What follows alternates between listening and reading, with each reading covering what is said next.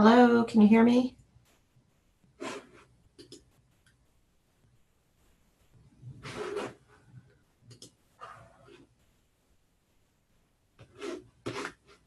Okay. So Mia, you want us to introduce? Yeah, we'll just do a brief introduction. Okay. Okay. Well, I'm the regional coordinator. I would love to say that I'm the one that pulls all of this together, but really it's Mary Linder and Lori Skillestad who do the yeoman's part of the lifting here, and they're the ones that really make this happen. So what we have in Texas is we have two individuals, as I said. One is the director of college relations, who handles college transfer fairs themselves. And then we realized not long ago that we really needed someone specifically focused on sponsorship. So we're going to talk about this kind of as a two-pronged effort in Texas. So Mary Linder, who's also online, the District 2 coordinator, and she's our director of university partnerships and sponsorships. They work hand in hand with our college fair and sponsorships because they're so closely linked.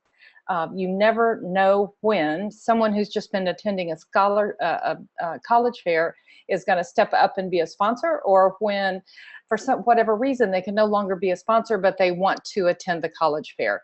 So Mary, anything that you would like to add? Introduce yourself, and anything you'd like to add to that in particular? Well, I'm Mary Linder, and I do have the privilege of serving as the District 2 coordinator and to help coordinate the sponsorships for the Texas region. But I think you laid it out very well how we kind of approach it from our perspective. Okay. Okay, great. And I'm Mia Ramos, and I am the Director of Alumni Engagement with Phi Theta Kappa. Our discussion, and now I would like to thank Texas Region for their introduction, and we are very, very lucky to have representatives from the New England Region Alumni Association joining us, and I'll turn it over to them.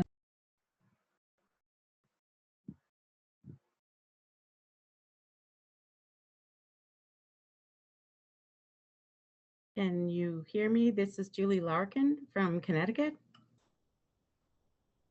I'm the New England Regional Alumni Association advisor. I'm also an alumni advisor for my chapter in Alpha Upsilon Alpha chapter in Manchester Community College. I have been working on college fairs for about 4 years, but just recently, the last 2.5 to 3 years, I've kind of run the college fair. I've been the big host and setting it all up because we had a brand new team, and a lot of our previous officers had retired basically and moved on. So it's been great to have Jody LaBelle Christian join us as our executive vice president, and she's also our representative for the new Alumni Association representative for New England. So she and I had just started working together and started our transfer fair mailings back in June. And it's going great guns. We have so many reservations already. We have payments already. Almost everybody that's registered so far has already paid. So it's full swing. And Mary, I appreciate the fact that you concentrate a lot on the host and sponsoring. We're just getting into that because we hadn't had the manpower before to really work on it as much. So I'd like to, be able to contact you to kind of get more information on that, because it's so important. Because in the New England region, the transfer fair right now is our main fundraising function. So I'm really excited about being here tonight and giving information on how we host it and run it, and any kind of questions. And thank you for the invitation. Thank you, Thank you, Julie. Jody, do you want to say hello? Hi, how you doing? My name's Jody LaBelle Christian, and I am the New England Regional Alumni Association Executive Vice President, and I also am part of the newly formed Alumni Advisory Board as the New England Region representative. I'm looking forward to speaking with all of you tonight. This is my first year running the transfer fair, but I feel I've really delved in and researched well and have my feet on the ground. So happy to share what knowledge I've had formed so far. Thank you so much, Jody. As you all can tell, we have a wealth of knowledge and experience joining us on this panel today. We're also privileged to have from Phi Theta Kappa headquarters, kind of in support and willing to answer any questions, Sarah Reynolds. Would you like to introduce yourself, Sarah? Hi, sure. Thank you, Mia. Welcome everyone to the webinar tonight. I was just sharing with our panelists how excited I was that we were hosting, an information session about these college fairs because they are so important and they do benefit students in so many different ways. So thank you all so much for participating. And as Mia said, I'm primarily here just to listen in, but I'm happy to offer any feedback as well where it's needed. But I think we've definitely got some great panelists here with a wealth of knowledge and experience. So looking forward to hearing all that they have to share with us tonight. Thank you so much, Sarah. I want to let everyone know that we are recording this session, so if you have members or other alumni who are not available to attend, this recording will be made available. Likewise, after the webinar, we will make available a sort of toolkit with some steps and things to consider as you're planning your transfer fair. But I say we just go ahead and delve into some questions. I would like to encourage all of our participants to use the Q&A feature to ask questions to our panelists. Feel free to throw them out at any time, but let's just go ahead and get started. And I'm just going to throw this out to the entire group. And so feel free to chime in and respond. But when do you really begin your process? What does your timeline look like? If you're new at this, when is the best time to begin? Well, I'd like to say with us, I was always instructed that a year planning. So we have 2 annual transfer fairs, one in the fall during the conference and one in the spring during the spring conference. And we try to plan for the entire year. And as it gets closer to the transfer fair, that's when we really pick up a lot more of the planning in detail to the location. But there's a lot of prep work that goes into preparing and getting that right date to start doing all of that. So definitely a year in advance is not too wait. It's totally not too early to start planning. It's actually the best time, I believe. I agree. I think that you need to start in advance, certainly. What we do in Texas is we have a sponsorship package that we send out to all of our many contacts that we have with various four-year institutions.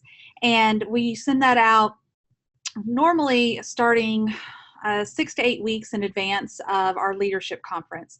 And so we'll send that out. And it has everything in there if you want to just sponsor one particular event, because we have all 3 events listed in there, or if you want to sign up for an annual sponsorship and be a sponsorship for all 3 for the entire academic year. And so we send that out at leadership, but then we keep sending them out for every conference as reminders, because maybe somebody can't do it for this conference but wants to do it for another.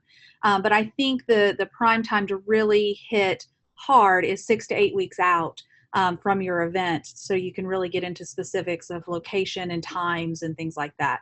At least we found that most effective in Texas. Mary, there's some question about the sponsorship package. I think we can jump kind of right to that. I know that there are a lot of associations, I've even heard of some chapters that might be a little bit hesitant about looking at this as an opportunity to be a fundraiser, because they see it as a necessary service for their members they need to connect with four-year colleges. Would you talk a little bit about the sponsorship structure and how it came to be? Well, I inherited the beginnings of the structure when I took this on.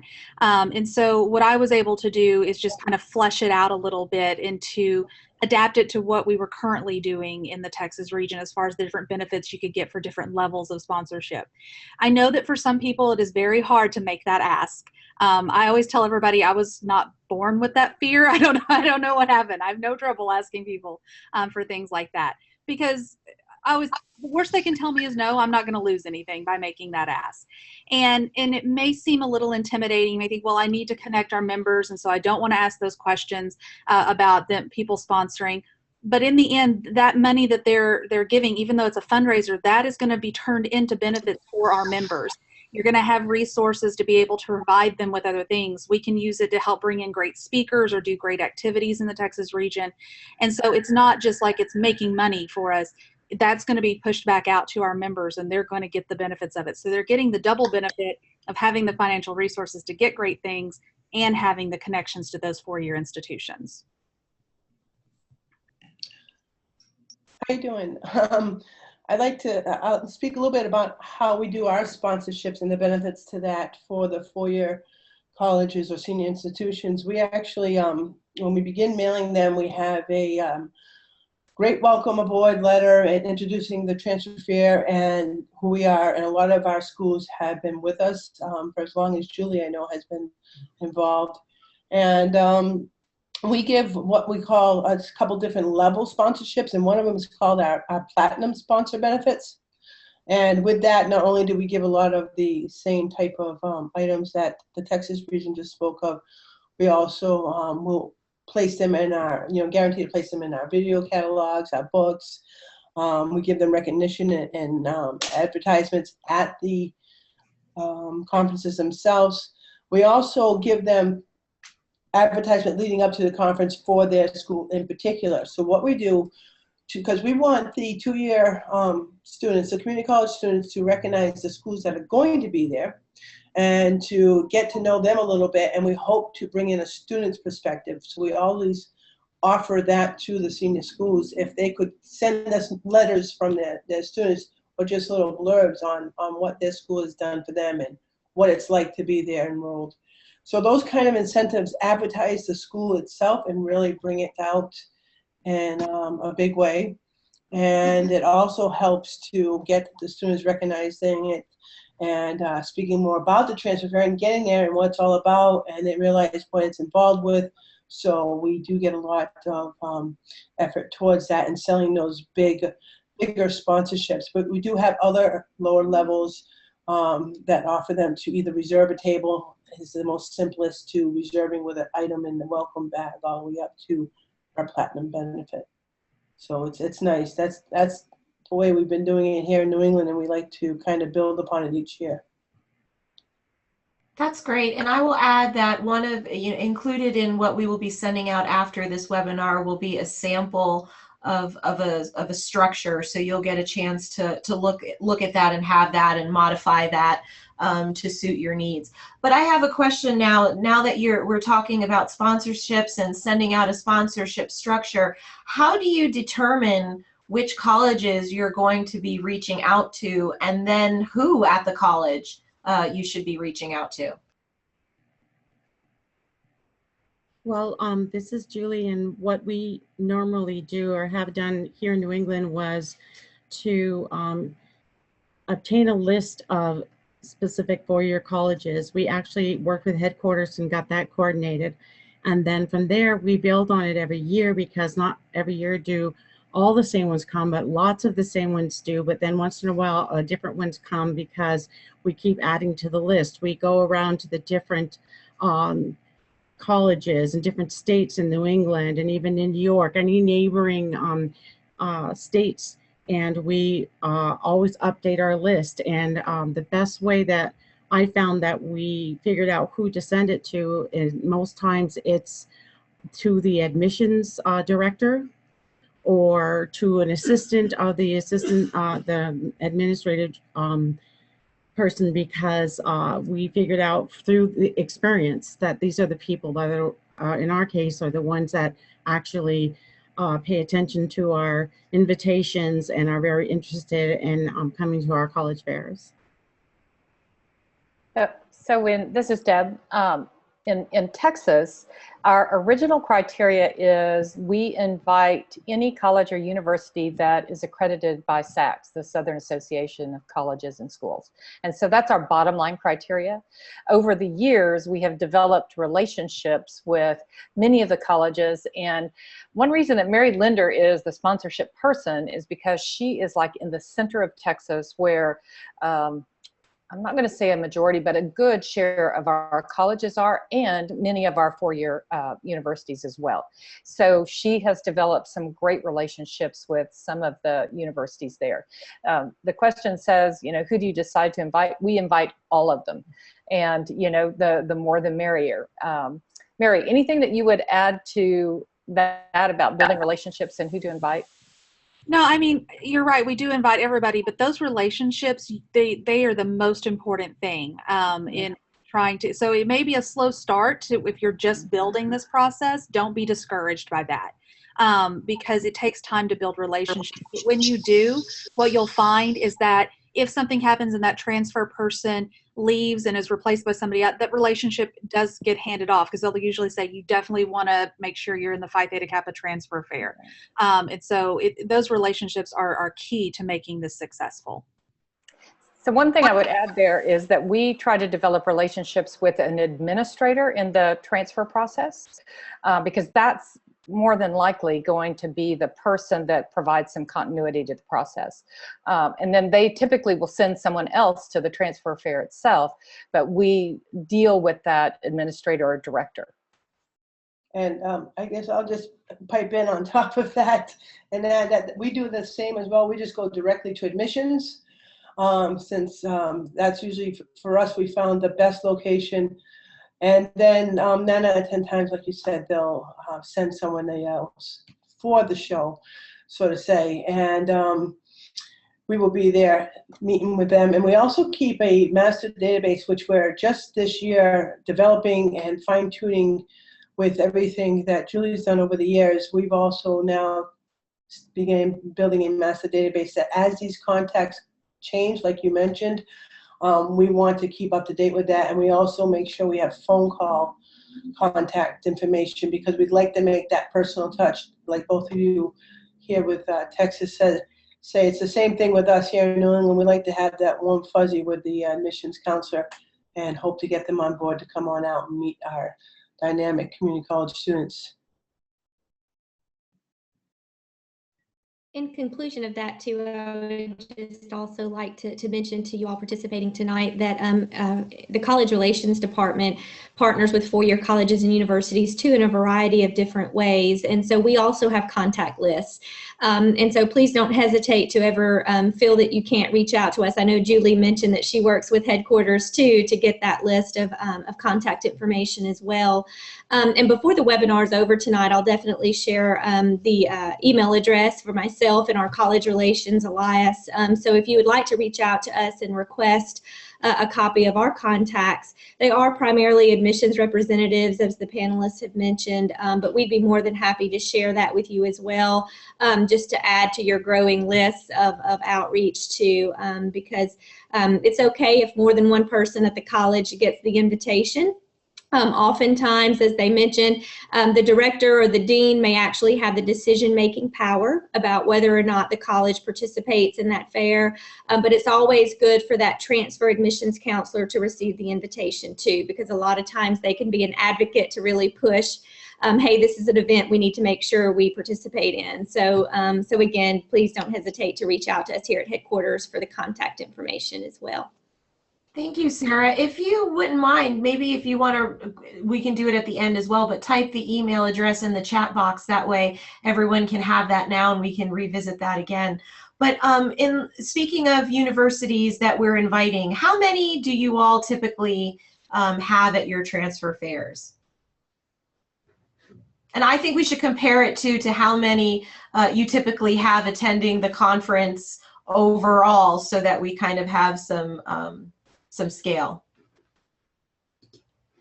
So in Texas, our highest attended event is our convention in the spring, and we have about 500 people in attendance, and we'll have 30 to 35 universities there in our college fair.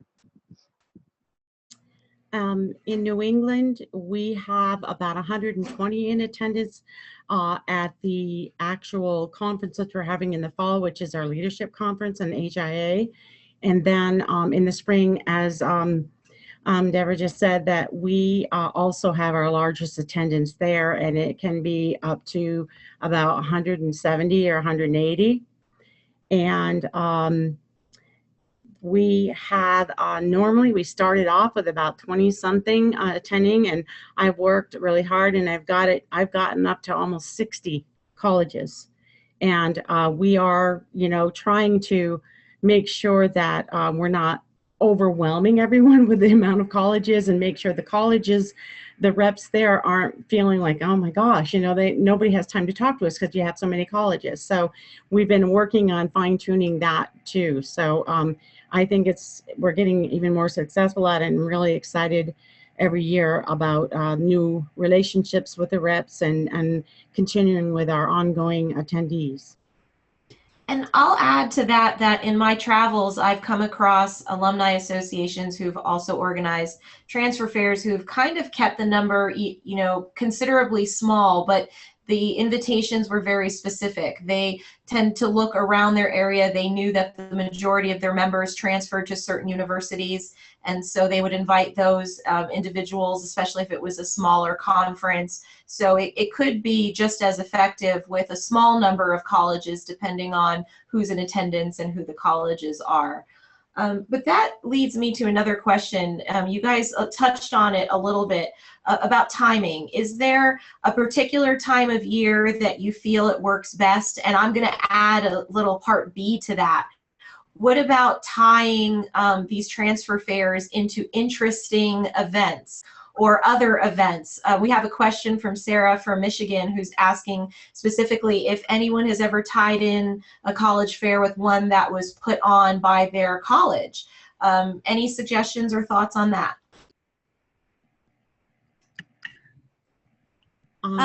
We haven't done one with our college, but we have done a college fair with our induction. And so we found that to really be beneficial. We did it at our last induction. It was the first time we've done it. And I know we're not the only school that does it, because I always say that we repurpose ideas that we get from other chapters. So that's certainly what we did here. But we reached out to the institutions where we had great relationships that weren't too far from us, and we know our students are transferring. That's where we really focused. We didn't want to make it huge. We wanted to make it meaningful. And so we had one overall presenting sponsor. And so I think that we charged them $125, gave them an opportunity to speak at the beginning of the ceremony.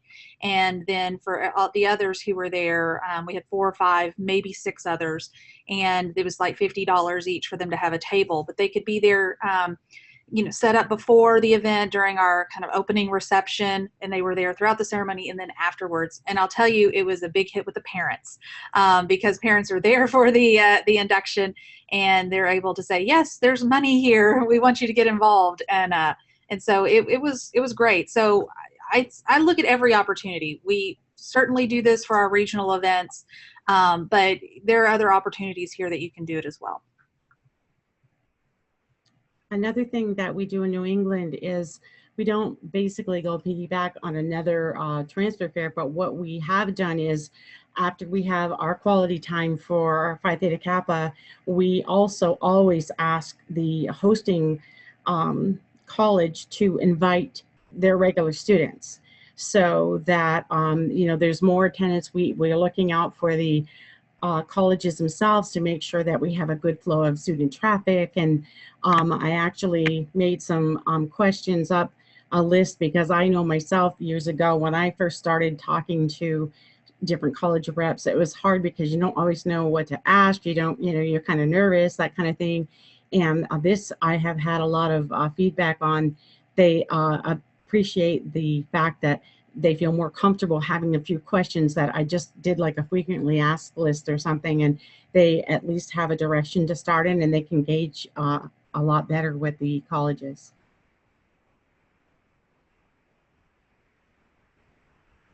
That's great. Okay, so now we've got them. We've got the colleges. They're at the, they're going to be coming to the event. They're going to be coming to the induction ceremony. When, and I think, Mary, you talked about this a little bit when you spoke specifically about the induction, but when you're thinking about the agenda overall for your event, do you find that there's a particular time that works better for having the college fair?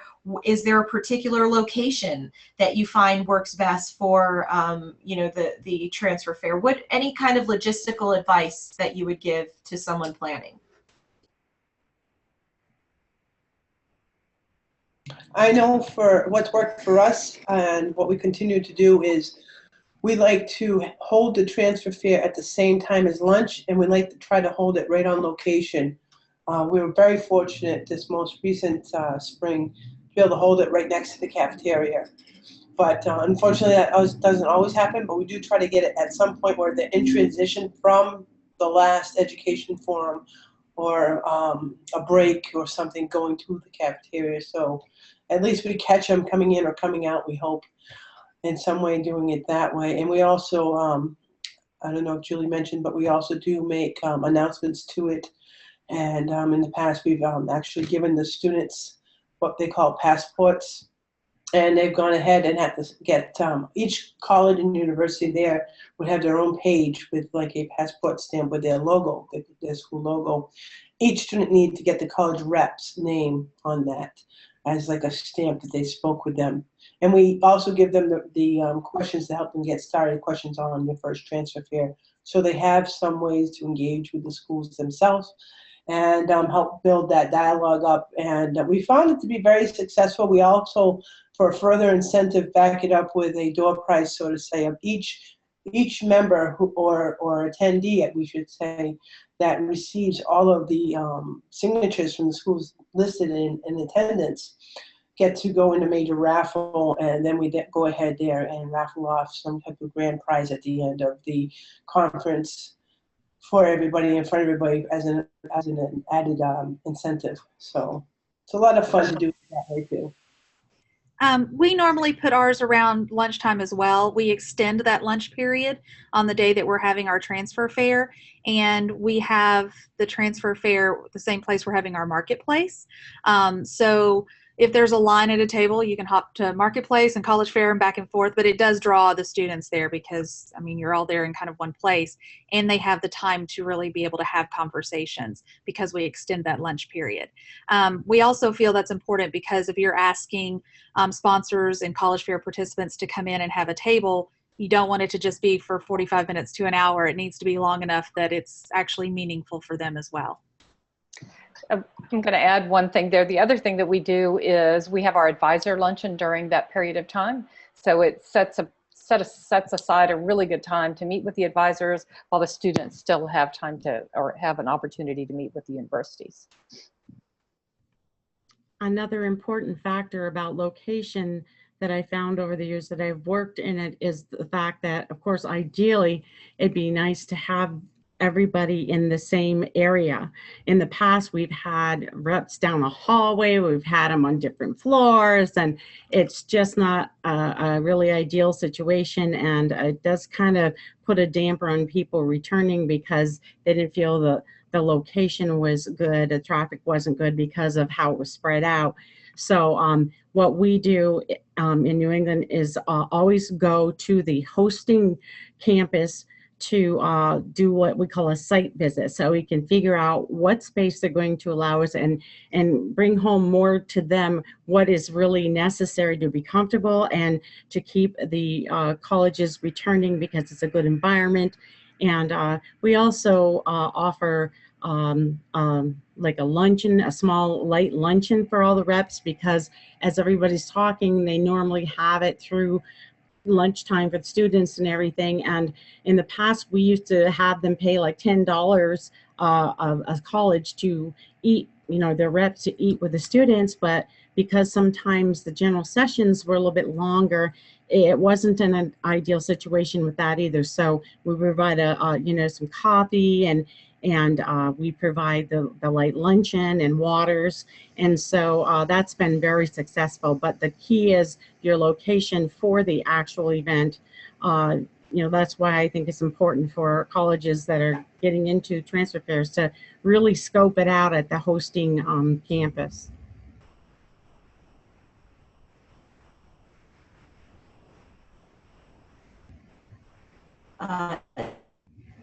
To ask, because you guys talked a lot about these logistical challenges, but if you are on day of that kind of last minute, I posed this question to Sarah. Sarah responded with providing bottled waters on the table for the reps because they're going to be doing a lot of talking and perhaps their mouths will get dry. So do you have any kind of best practice tips that you can offer for?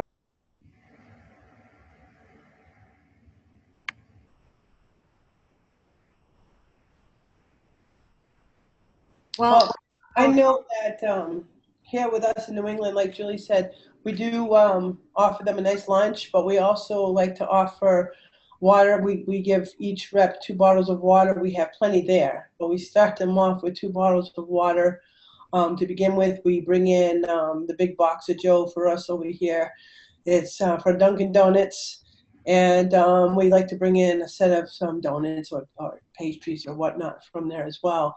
So when they arrive, they're welcomed with that, with the coffee and the pastries and the bottles of water. We have somebody walk them to each location at their at the fair, so that if there's help needing to bring things in or any communication that way, we have people there. Alumni members a lot of times will come back and help out, and we have the executive officer team and advisors there. So we always pay quite a bit of attention to each representative and give them a lot of opportunity to let us know what they need, what can help them do a better job. If there's a certain location they'd like to be, we do hold the front main locations and most visible spots for those higher sponsored schools. So that's one of the other benefits that we offer in the package.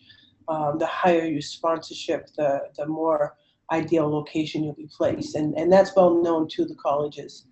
So we like to do that, and at lunchtime we will go out and get subs and sandwiches and some cookies and drinks for them, so they have that available. And in addition to that, what I found was very effective this past spring was going up to each individual rep at the time that the food is there and available, even when they first get there, welcoming them, asking them those critical questions on what they need. Is there anything in addition we can help with? Is there something they might have left that they need us to try to help get? And then during the let them settle in and whatnot, go back around right before we get started if we can, and during the lunchtime do the same thing, very same thing. Go over and ask them what they, inform them the lunch is here, if there's something you can bring them, and let them know what the menu is. And a lot of times they'll go on their own, and sometimes they'll give you what they would like to have, and it makes it easier for them to continue to meet with the students, which is really at the ultimate goal there. I think that, go ahead, Mary. I was just going to say we obviously feed our transfer fair people, our sponsors. We want to make sure that that they're fed. But I will tell you, sometimes it's a little challenging for me to be there just because I'm also a chapter advisor, so I have other responsibilities, and as a district coordinator. I do make sure that all of the sponsors have my phone number so they can text me or call me if there are any issues when they get there. I don't know where the parking garage is or whatever.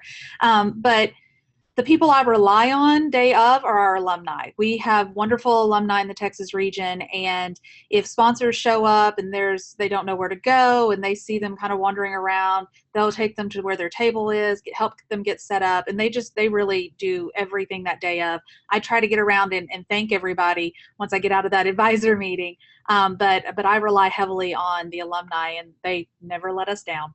They do a wonderful job.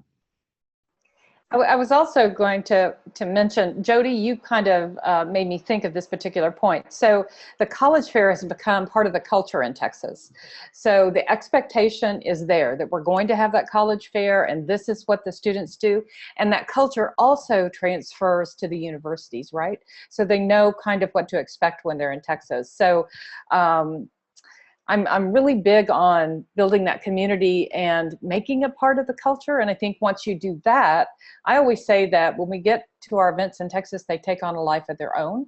And a lot because we have those alums that work really hard behind the scenes, but also because it is part of our culture in Texas. Well, that's great. I think it's really important that we do focus on the relationships, because I think that's just how we're going to be able to secure the best possible experience for the colleges and for the members. It's through having those strong relationships and good communication. We have several questions from our participants, so I'd like to kind of double back over some of the things that we may have already covered and address some of these questions, because I'm sure if one person wants to know, there are many that want to know.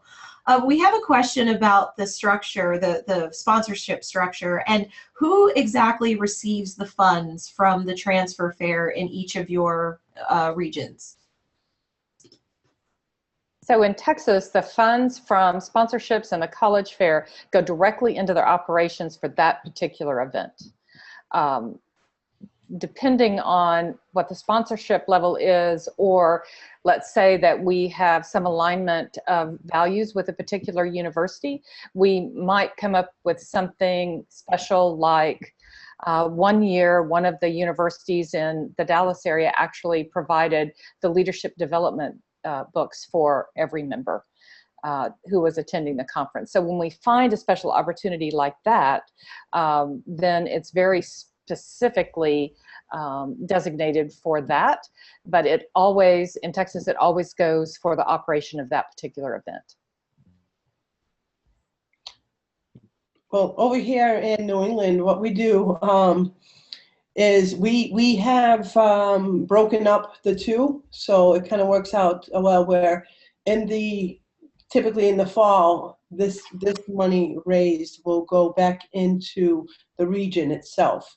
So 100% will go back to the region, and we've kind of just developed sort of a honorary system between that, and the region will always give us a percentage, thanking the alumni, because as many of the Texas side has pointed out, it is our alumni really that do the background work on this and get things done. And then also in the spring, what happens is that would come directly to the NARA organization, so the Alumni Association here in our region, and we honorarily always give back to the region as well with that. So it seems to work out where we're trying our best to support the region as the alumni here in New England, and give back as much as we can, at the same time keep operating expenses at least a little bit budgeted in. So just kind of different terminology. So we're doing the same thing. And then thanks again for the reminder. We also give a percentage back to alumni that's distributed by the advisor for the Texas Regional Alumni Association to defray registration expenses for the alums who come and work the most at that particular event. And that comes out of the money raised.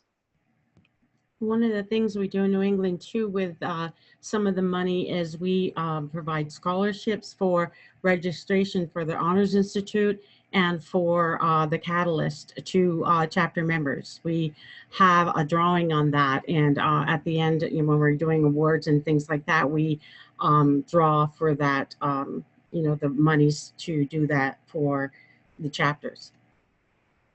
Let me ask, for those of you that do the college transfer fair at a more local level, at the chapter level, where does the funding go? Is that directly into your chapter funds? What happens with the funding for that?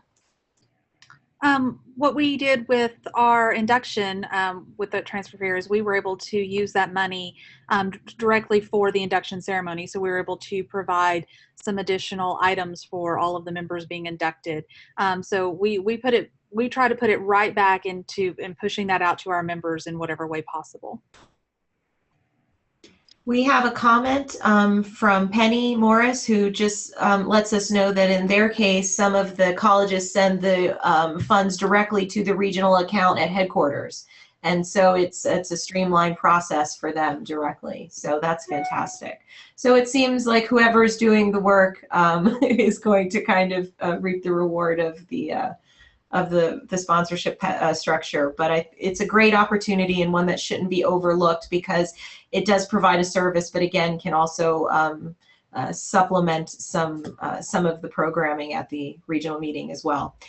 This question is about how you're planning these events. So in each of your regions, are chapters working together to kind of plan these events along with alumni? Is it mostly alumni? Mary, it sounded like you kind of handle a lot of it and hand it off. Do any of you work with chapters to kind of bring this together?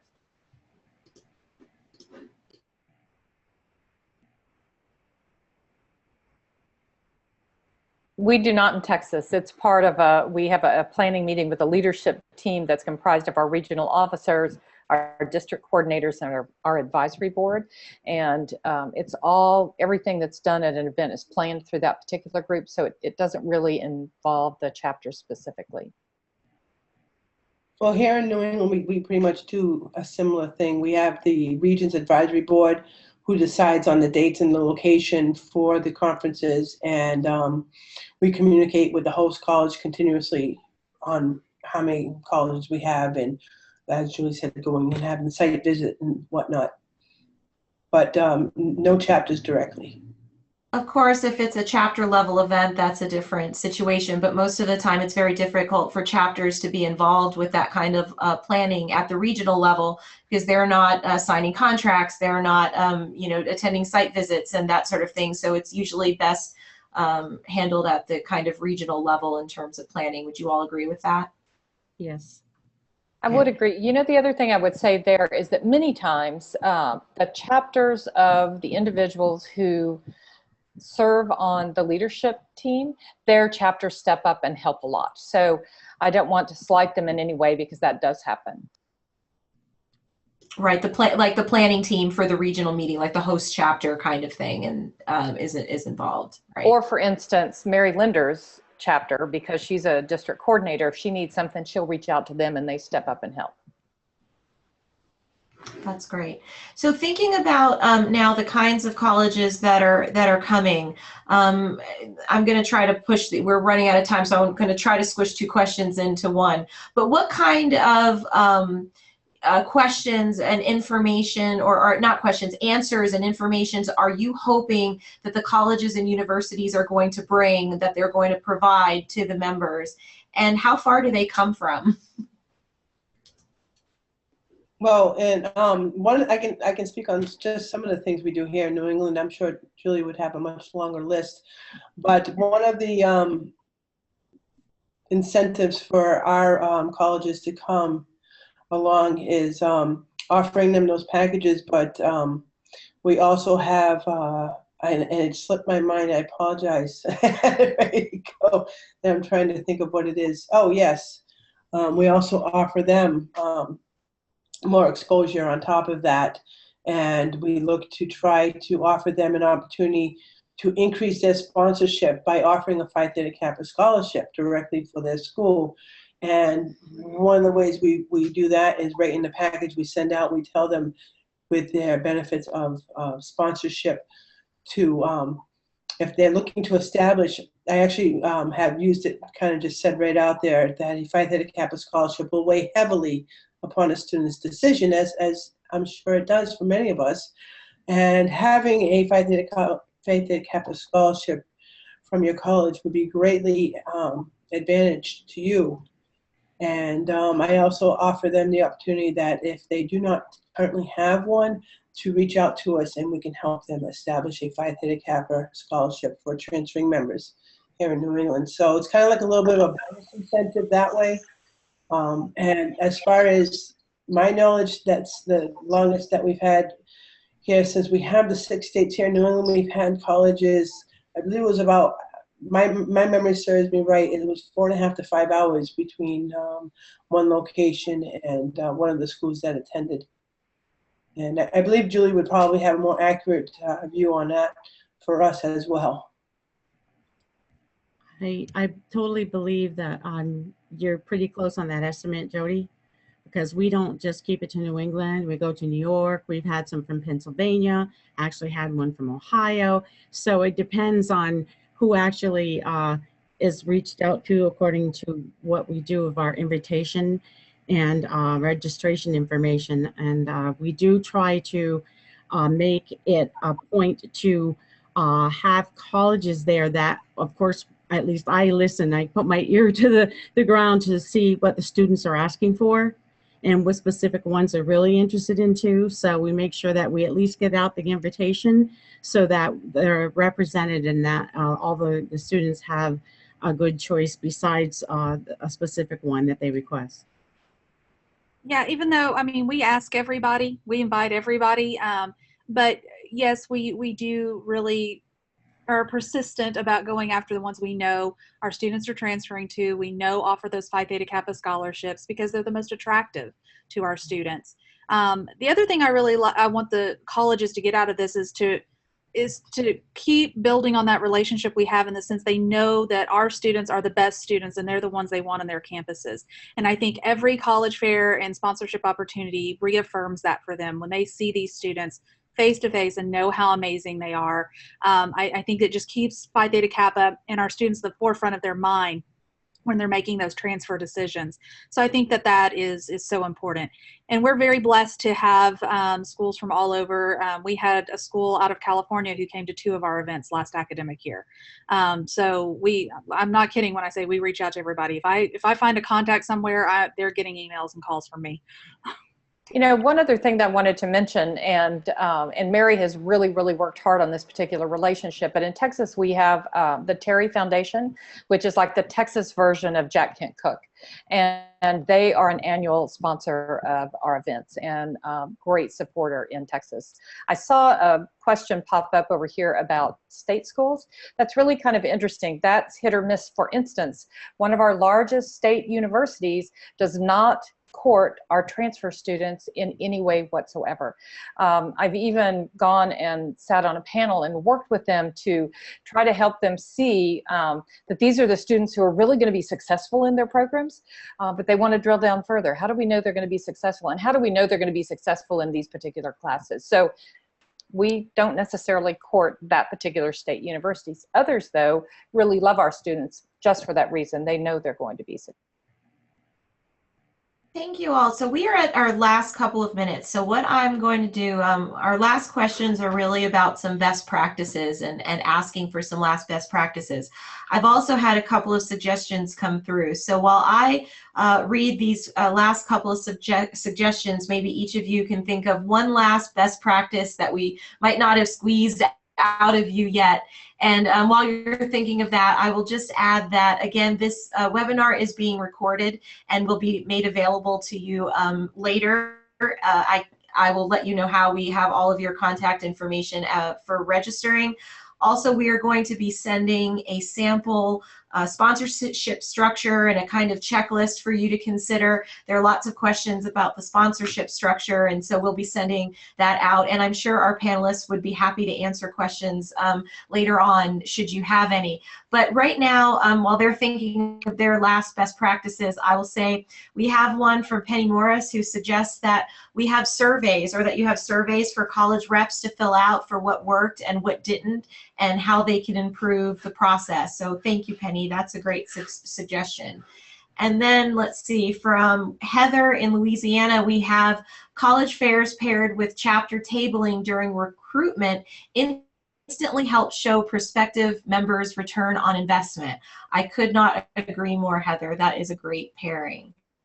And then let's see, we have one more from Schmitty, who is also in Louisiana, who says, also you can encourage Phi Theta Kappa members to wear their Phi Theta Kappa swag and perhaps reserve the first hour of the fair for those members that are wearing their t-shirts to kind of give them first access, VIP access, and then let the general public in the room for the last part of it.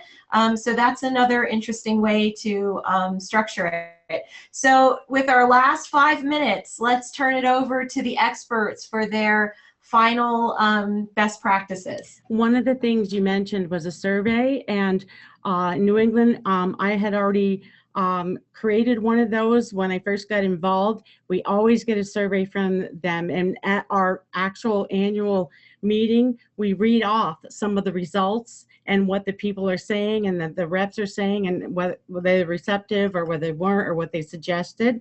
And that's a wonderful idea. And another thing we like to do in New England is I came up with this save the date card. So we already know when our next one's going to be. So we make up these fancy little cards and we present them to the reps. I go to every table and I present them with a save the date for the next one. And I also, we also with that card, give them a thank you. Personal thank you, and all our alumni and people that worked on it actually sign it. So I think those are great incentives.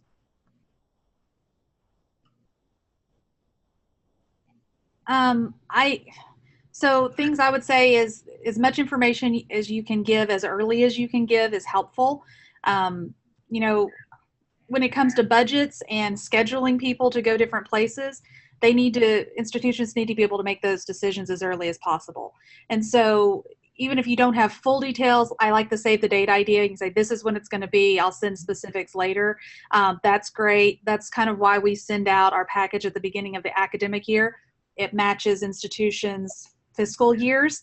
And so we want them to be able to opt into those annual packages if they want to be at all 3 conferences, take care of that at the beginning of their budget cycle. So we do that kind of stuff, give that information early. Thank yous are essential.